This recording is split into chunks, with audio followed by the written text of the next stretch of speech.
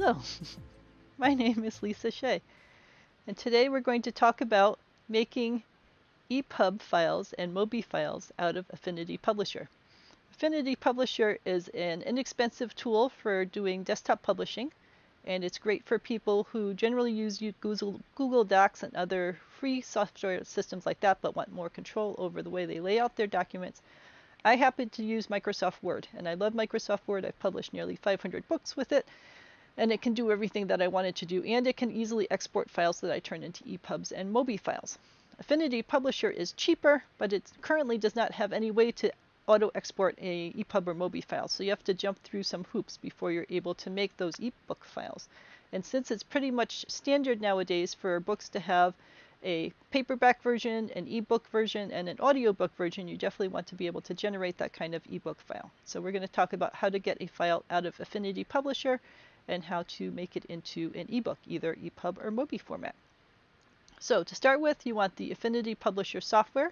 Well, I mean, I would say you want Word software, but if you're using Affinity Publisher, this is where you would get it, at affinity.serif.com.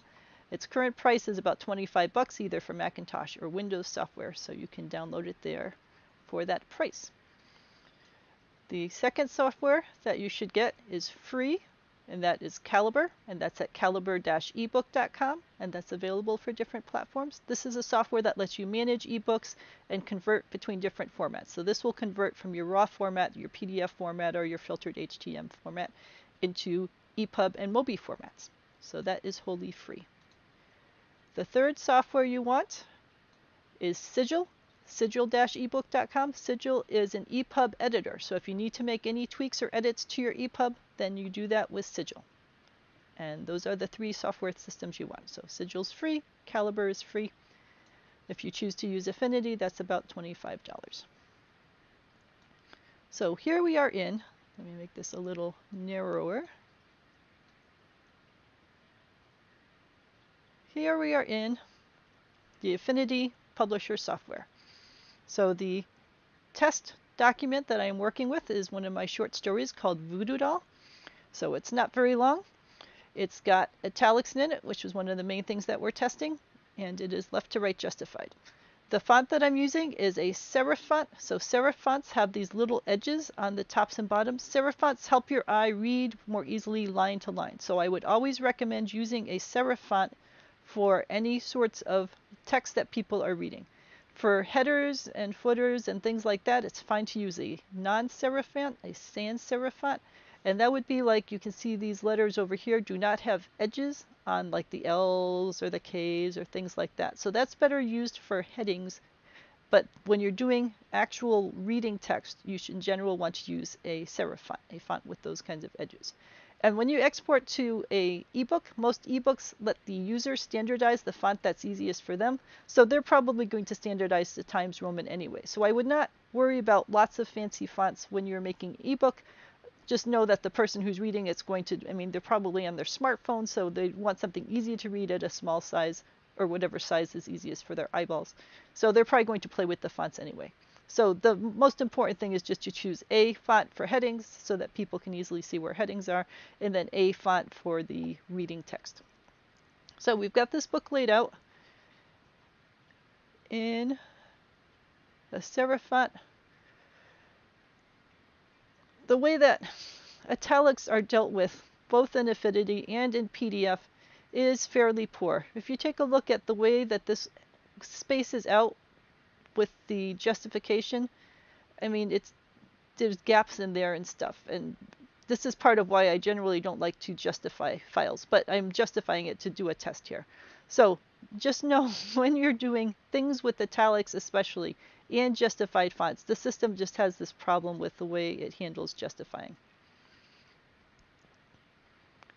So we accept that as part of the downside of using justified font. That means the left to right stretches so that it fits the page properly. It's not so bad when you're doing non-italics fonts, but for whatever reason, italics fonts just throws it for a loop.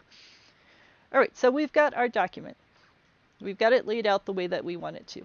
So the next step is to go into File and to Export. We're going to export this Affinity Publishing document. We're going to ignore the pre-flight warnings because I've already gone through the pre-flight stuff and I'm sure that everything is all right.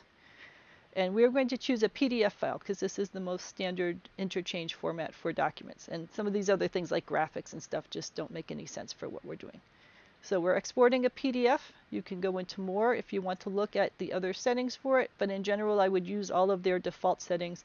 It's fine to let it downsample images. If someone's reading this document on their phone or on their tablet, they don't care about gigantic high-resolution images. They want something that's small that will load quickly, that they can read easily, and that won't blow out the memory on their phone or their tablet. So we're going to choose to export. We're going to call this Voodoo Doll Affinity Publisher Export version 3.pdf. I've been doing numbers of tests, so we've got other stuff in here, but we'll call this one Affinity Publisher Export version 3. I will note that every time I make a new version of a file, I give it a new version number, so that helps me keep track of which version is which. We'll click on Save. It'll export it. In every book, on the copyright page itself, I list which version it is, and that way if someone sees things to change in a book, they can tell me which version they're reading. See, it says version 3 right there. If I make changes to it, then I save that as version 4. The actual file name will have a version 4 in it, and then I will put it out on all the systems as version 4. And I always keep the old versions, and that way if I need to go back and check something in a previous version, I can. So this is version 3 of my document. I have just exported a version 3 of the PDF file. So we are now going to go into, well here, let's take a look at the version of 3 of the PDF file. Alright, so this is the PDF file I just exported. It says version 3 on it.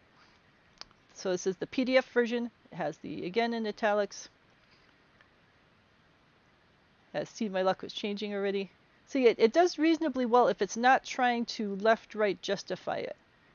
But for whatever reason, once you start getting this left-right justifying, italics just have a problem. So it's fine for a straight line. It's less fine when it's trying to justify it. Just something about PDFs and italics. All right, so anyway, the PDF file looks fine. So we're going to close this. So now we're going to go into Calibre. Calibre is an EPUB management software program. So these are all the different books that I have in here from before. So I republish out of copyright poetry. I help friends with their books. So this is my friend Tom Brooks, who wrote a book on having an autistic mind. A friend of mine wrote a romance story about Angel and Cowboy Boots. So these are, they have the author names, but in terms of my books in here, if we go down a little, we've got Aspen Allegations, which is one of my murder mysteries. Being Aware, which is one of my medieval romances. Black Cats, mini mysteries. So anyway, all of my ebooks are in here.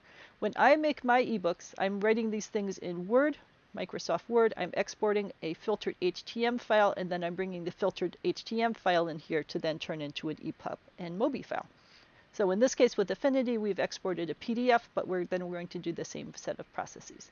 So I'm going to hit, and the top right is a little, oh, see, look, I still can't see it. Hold on. I have to remember to line it up with that. In the top left, is a green icon to add in a new book. So we're going to click on that to add in a new book. The PDF we just made is this Voodoo Doll Affinity Publisher Export version 3.pdf. It's going to read it in. All right, so now it's got a new entry in here that it just added, that it doesn't have any details yet because we haven't edited the details. So now with that selected, we're going to click on the second icon from the left, which is Edit Metadata. And in here, we add its details. So we'll put in Voodoo Doll, a psychological horror short story. And then the title sort is exactly the same. The title sort would be only different if you had like an A in front of there. So if you put in A Voodoo Doll and had it rearrange that, the A's go at the end. So you can see that it said Voodoo Doll, psychological short story, comma A. That's the way that titles sort. but we don't have an A in there, so we'll take that A out. And I'll comment that you always want keywords as part of your title, because when people are searching on Amazon, they're searching for horror short stories or psychological short stories or psychological horror, and you want to be found from all of those kinds of searches. If you only put in voodoo doll, the only time people will find you is if they're actually searching for the words voodoo doll, which is slim to none. So you want to get as many useful keywords into your title as possible without having it had, like 8,000. Because if you have 8,000 keywords in there, well, it won't fit for the first place because Amazon has a length limit. And second, if you have 12 keywords in there, then Amazon considers them to be not as important because it figures that you're keyword stuffing. But if you have a few keywords in there, then it will think that each one is pretty important. Author name, Lisa Shea. We'll let that sort over. And the sort is Shea, Lisa. The default is last name, first name. And then if you have a series name, which I happen to have Lisa Dark Gripping Short Tales, and this is book 13 in that series.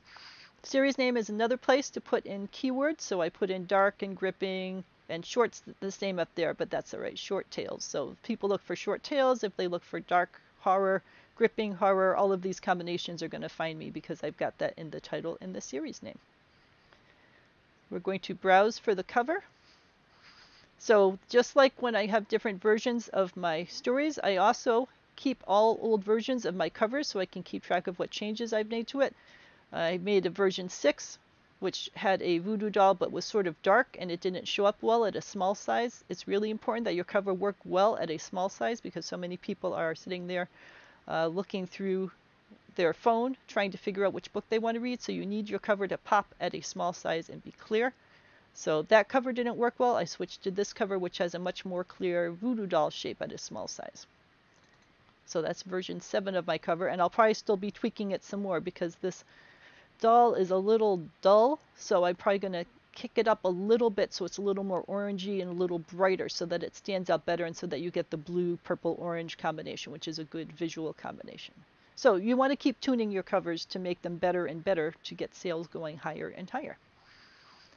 All right, so now we've got the title, the author name, the series name and number, and the cover. And you really don't have to worry about the rest of this stuff, the languages and everything else. That's not as important because you're going to set that stuff in Amazon. It's not going to be reading that from the ebook file. All right, so once you've got the title, author name, series name, and the cover, we're going to click OK in the bottom right.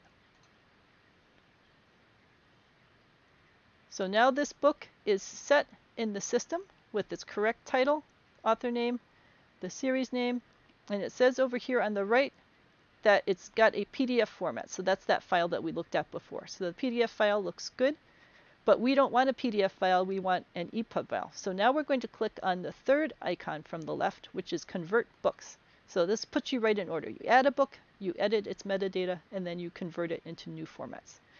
So we're going to click on Convert Books. Brings up a conversion screen. It shows you your input format, the default one you brought in, which was PDF, and it assumes you want to make an EPUB. So right by default, it shows you that it's putting it into EPUB format. So it shows you the title, author, author short, all of that kind of stuff over here. Shows you the cover.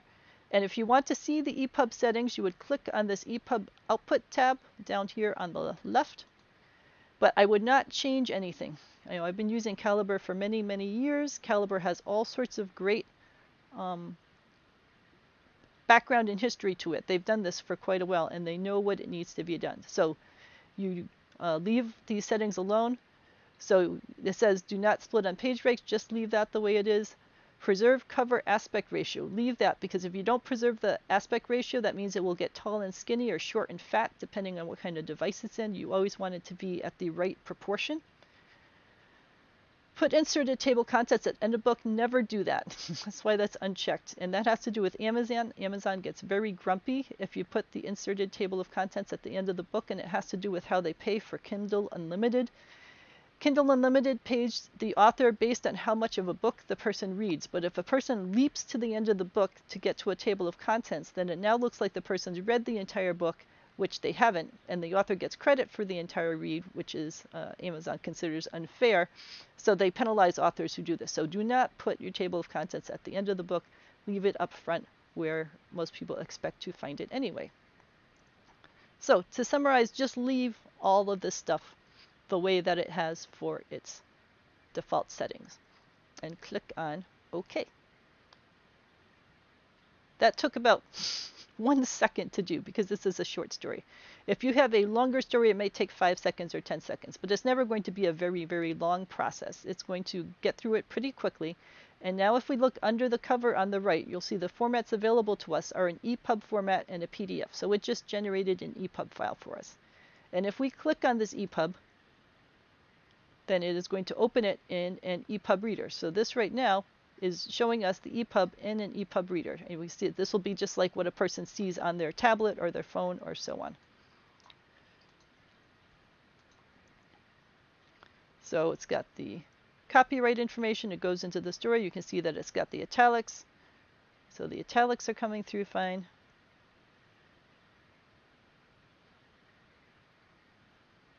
Now, EPUBs don't have justification, which is just the way EPUBs work. You know, people's eyes want to read this easily, and it's just easier to read it in a smooth format. So if you go through here and you see things that you need to change because something happened during the conversion process, then you would now want to edit the EPUB, and that's what SIGIL is for. So we're going to close down our EPUB viewer, and we're going to go over to SIGIL. So this is SIGIL. Let's close this one out because we were working on this before. All right, so we're going to work on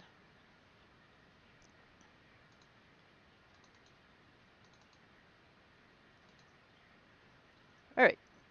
So in SIGIL, we have now opened up the EPUB file that we just made in Calibre. So SIGIL starts with the title page. It says over here, title page.xhtml. Just leave that stuff alone. And we're going to go to the main document page, which is called index. And you can ignore all the tag kinds of stuff. You don't have to worry about how all of that works. That's just part of the way an EPUB file is formatted. But you can see if you look in here that it says Voodoo Doll, Lisa Shea, copyright 2019 by Lisa Shea, all rights reserved. So if I wanted to make a change to this and say Voodoo Doll edited with SIGIL, and then I click the little save icon. Oops, sorry, we'll pull this over. So the save icon, what I used before to edit it is this open icon. So you open a file with the little open icon, and then you save it with the little red save icon.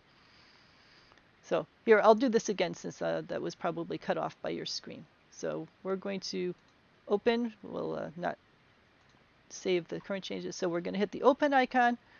We're going to open this file that we just made. Ignore its warnings. And then it starts with a title page. So it says title page over here. And it shows us the title stuff, which we can ignore. And then we will go into the index page. And this has the main amount of content in it. And this now shows us all of the different words and such in our document. So if I wanted to say Voodoo Doll edited with SIGIL, and now I hit the save button, which is up here in the top left. If we go back over to Calibre and we look at the EPUB file in Calibre by clicking on this EPUB format right underneath the book entry in Calibre, and go back up to the top. So now it says Voodoo Doll edited with SIGIL. So we made a change to the EPUB file. Now we're looking at the EPUB file in Calibre, and we see that our change is made to the EPUB file, which is what one would have hoped. So if we spot something in here that's a formatting kind of issue, all right, so let's say that it made a strange line break in here between problem and was, then we can go over to the SIGIL file and look for problem.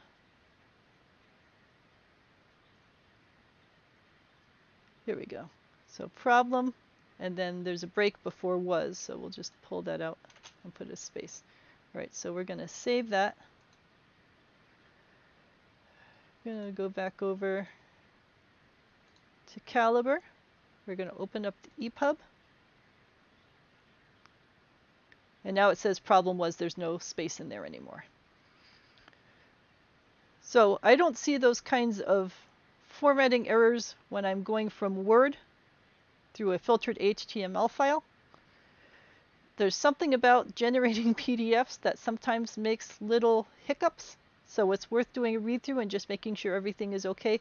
I would not fix spelling errors or typos or any of those kinds of things with this process. I would want that original Affinity file to be as perfect and clean as possible, and always keep this as the master file.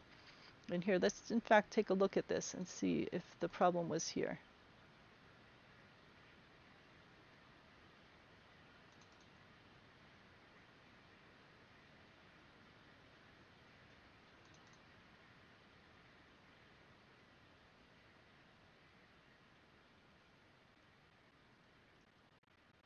I don't even see the word problem.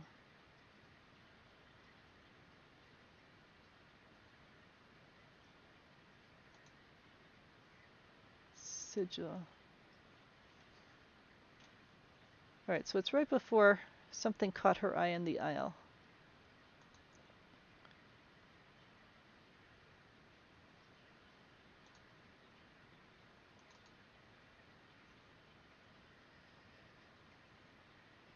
Yeah, see, that's... Well, but something's off here, because the word problem is pushing past the end of the justification. So there is a problem with the word problem. That just that M, I don't know if you can see that on your screen, is a little further right than everything else. So there's something wrong with this file here.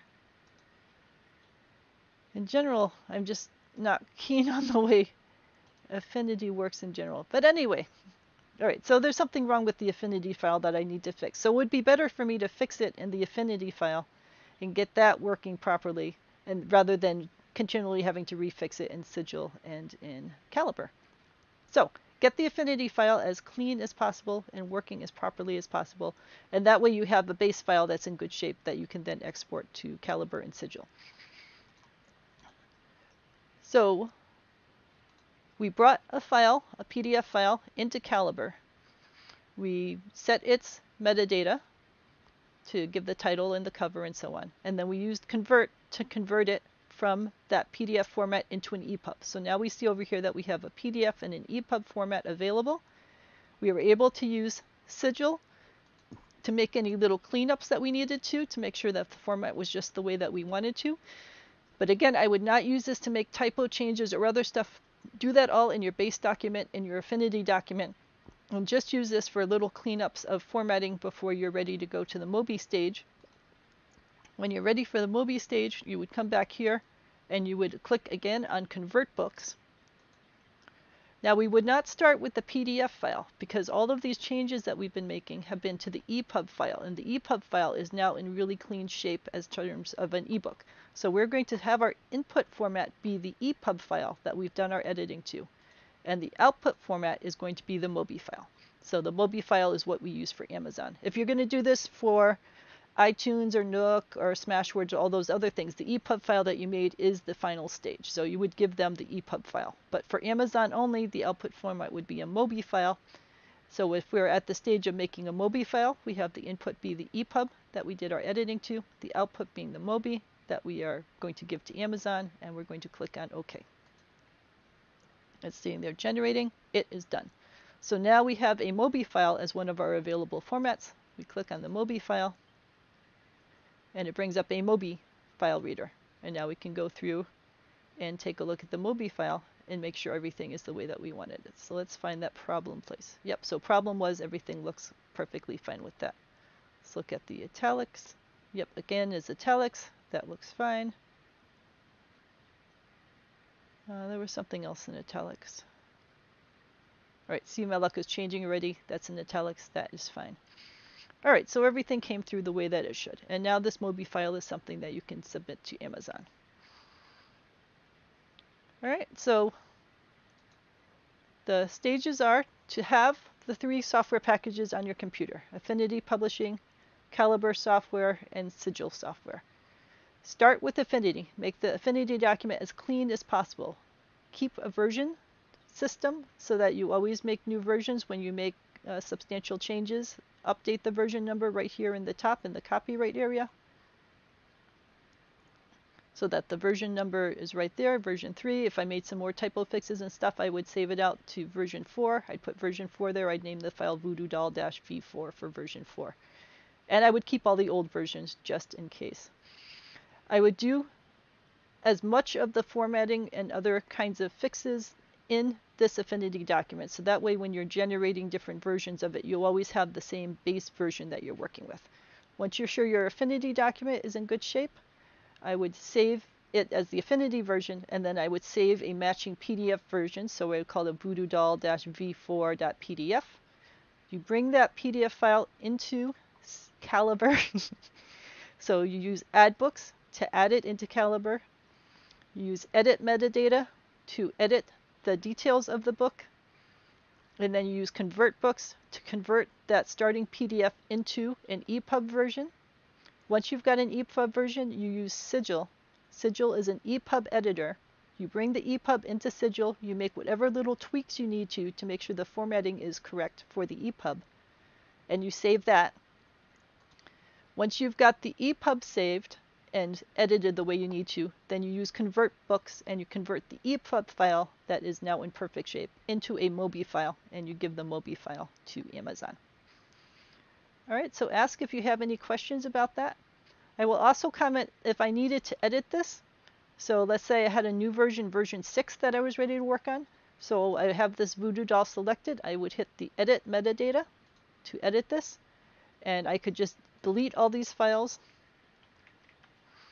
And then I would add the new one, and I would add the version 6 to it and add it in. Now, with that being said, I always will save a copy of the version 3 EPUB and MOBI before I go deleting them and making a new version. The reason I do it this way is because I've already got the title set, the author name set, the series name set, and everything. And that way it uses all of that correct information when I'm going to the new version. So here, let's just click on a new version. All right, so now I've brought in a new version of the PDF, and it's associated with all of this content. So I don't have to sit there and reset all of that data. And also, here, let's click on OK. Also, that way, my library here has one version of each book. So if I go in here to, let's look at short stories and sort by series. That's not so good. Right, it's dark gripping short tales. Right, so now I just have, well, I have two because there's a Kindle and a non-Kindle version of this. But in general, I have one version of each book in here, and it's always the latest version of that book. So I do have two versions of anything that has a Kindle and non-Kindle version, and that's because of the links in them. The Kindle version of Death Watch, which is the first story, has lots of Kindle links in it at the end, so it has Kindle links to all my other stories so people can easily get to them. The non-Kindle version, which is the one I put on Nook and iTunes and Smashwords and Google Play and so on, has non-Kindle versions because all of those other systems would get really grumpy if I was sending people to Amazon at the end of my book. So these links are all generic links that just go to my lisashea.com website. So that's the case where you'd have two different versions of your book, and you'd have two different versions of the actual book sitting in your hard drive. One for the Kindle-related links at the end, and one for the non-Kindle related links at the end, because you in general want to use the end of your book to drive people to your author page, to drive people to other things you've written, and so on. So if you have a Kindle version of a book, you want lots of Kindle links in there. If you have something going to other systems, you don't want to have any Kindle links in there because they will get grumpy. All right, so we've covered a lot of information. I don't see any other questions, but hopefully the audio is working now. I guess we'll find out soon enough when I take a listen to this and see how this went. But again, to summarize, Affinity Publisher, Calibre software for doing the conversions and management, and then SIGIL software for editing the EPUB file. So you start in Affinity, you do all your changes as much as humanly possible, you save it as an Affinity file, and then you save it out as an export to a PDF. You bring the PDF into Calibre, which is what we're showing right now. In Calibre, you do the definition for the ebook, and then you save it the way that it is, and then you make a conversion to save it into an EPUB format. You edit the EPUB in SIGIL if you have to need to make any little tweaks or changes to it, and then you convert that edited EPUB that you have, which is in great shape now, into a MOBI file, and the MOBI is what you can submit to Amazon. So let me know if you have any questions about this process, how all of the different steps work, and I'm happy to answer questions. So good luck with your EPUB creation, and have fun getting your books published.